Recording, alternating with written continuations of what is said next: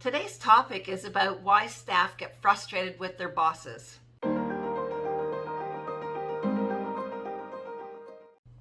I recently did a YouTube video on, why bosses get frustrated with their staff.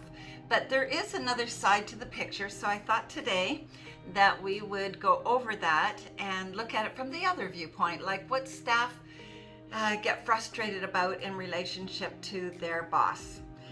And there can be quite a few different things. And, honestly, healthcare professionals and other business owners are so busy trying to get the job done, get the forward motion going in the practice or the business, and they normally have zero training as an executive, how to be a leader, how to give orders, how to delegate, how to, take care of their team.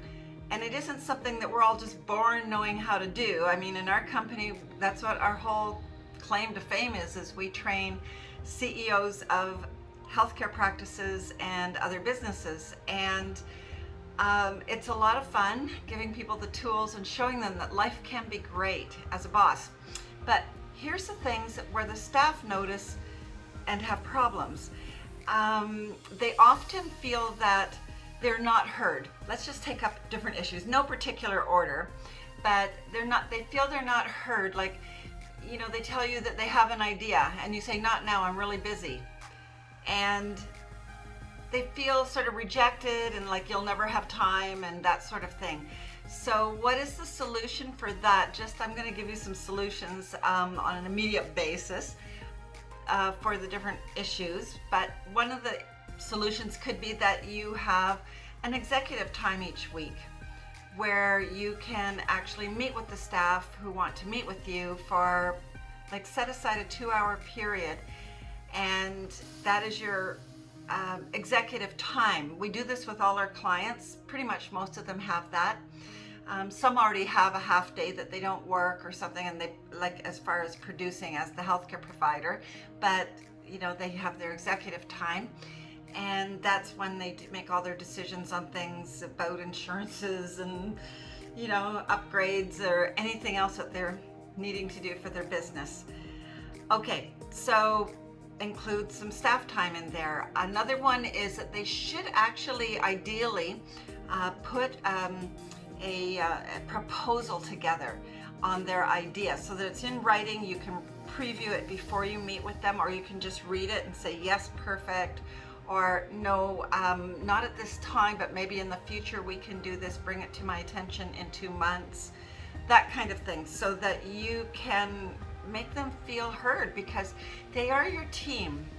Your whole purpose of your practice is to help patients in some way, whatever profession you are.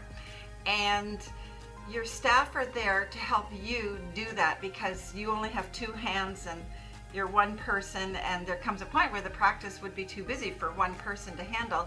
So you hire staff to help take some of that off of you and allow you to get on with producing more, right? So that's the purpose.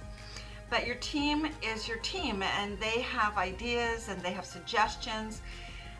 Sometimes they need guidance from you in terms of what do you want done next? What's the most important thing? They don't actually know what your overall plan is. So hint, hint, the solution to that would be to have a written plan, say for the year, a 1-year plan, a 5-year plan, a 2-month plan, I don't care, but have some sort of written step-by-step, what are we going to do? Like, what's the goal? And how are we going to accomplish that? And then have a meeting with your staff and go over it so that they can have input on how they think they could help get that done and that sort of thing, so that you are in sync with each other, because you are a team, and a team does need to know what each other is working on, thinking about, and that sort of thing. So put together a plan for whatever time period you want, or if you've got a special project, or let's say you're going to be moving the practice, or you're going to be adding an associate and you need to make a strategy for that on how to get the marketing going, so you get overbooked for, like, booked out 6 weeks or something like that, so that when you hire the associate you can move some of those patients forward onto their plate, and so on. There's lots of different ways of approaching that, but you want to make the plan and decide what it is you want to have happen. Staff need clear guidance. It's very frustrating to them when they don't actually know what you want specifically, because they're there to service you and to help you. And so that's their purpose, is to do that. And your purpose as a leader is to serve your staff by giving them the tools and information that they need in order to get their job done. So it's a two-way street, and having a team that is there to help you and is in sync with you is a wonderful thing, as you may have experienced at different times. Staff get frustrated with their boss when they have a great idea and it's poo-pooed without giving it full consideration. I know this. I mean, I do it sometimes, and I've been chided. Chided means taken to task on it or corrected. And it's something that you really need to get good at, listening to ideas and seeing how they can work. It's a bit of a can-do attitude. You want your staff to have a can-do attitude when you give them something to do that you particularly have on your plan. Well, you know, they want you to have a look at what they're saying and look at it from a can-do viewpoint, because some of them are these are your superstars, and you need to help them shine by getting them and encouraging them to actually put forward ideas on ways that the practice could grow, or, you know, be more efficient, give better service to the patients, and so on. So staff can be very frustrated with you if you do not listen to their ideas and consider them and give them a correct try. Sometimes it's a matter of trying the idea. Maybe it won't work, but let's give it a shot. I have staff who are doing our social media right now, and boy, every time an idea gets presented to me, like, let's do podcasts, let's do YouTube videos, let's do Instagrams and things like that, my first reaction, because I didn't know about those things, was to go, oh no, not right now, we're too busy. And I am very fortunate that I had a very good executive who would say, well, let's talk about it for a few minutes and then we'll reject it or accept it. And he was very patient with me, and I learned a big lesson from that. And as a result, we have a lot of social media going on now, and we're able to turn around and teach that out to our clients, and I'm doing webinars on it and so on.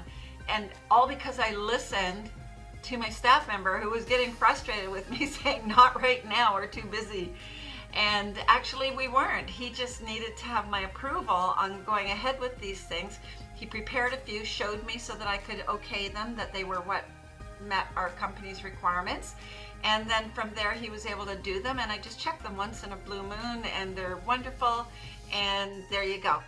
All because I had a frustrated staff member who got through to me. So have a listen to your staff, have a meeting, meet with them one-on-one. I don't care which way you do it, but let them know that you are open to ideas and things that they want to say, and get that communication line fully opened up between you and your team, and make time for them, because they are your team, right? And staff, ask your boss for some time with them. You've got to take control of this yourself too, because bosses are very busy people, and they have a lot of weight on their shoulders because they have a lot of bills that they have to handle and decisions they have to make, and then all the healthcare related, patient related difficulties that they have to deal with all day. So it's a two-way street of understanding and communication that is required. And that's all I'm going to say, except that if you need some help with this, this is what my company does every day. And we've worked with 1,800 practitioners across Canada now for at least a year, if not a lot more, and been quite successful, I must say, in helping them straighten these things out. And you can always subscribe to my YouTube channel and our videos, because we have a channel and we have playlists, and there's lots of stuff up there to give you help on different issues. And you can give us a like, and thank you very much for listening today. Talk to you again soon. Bye for now. To get your practice analyzed, contact the Art of Management at 416-466-6217.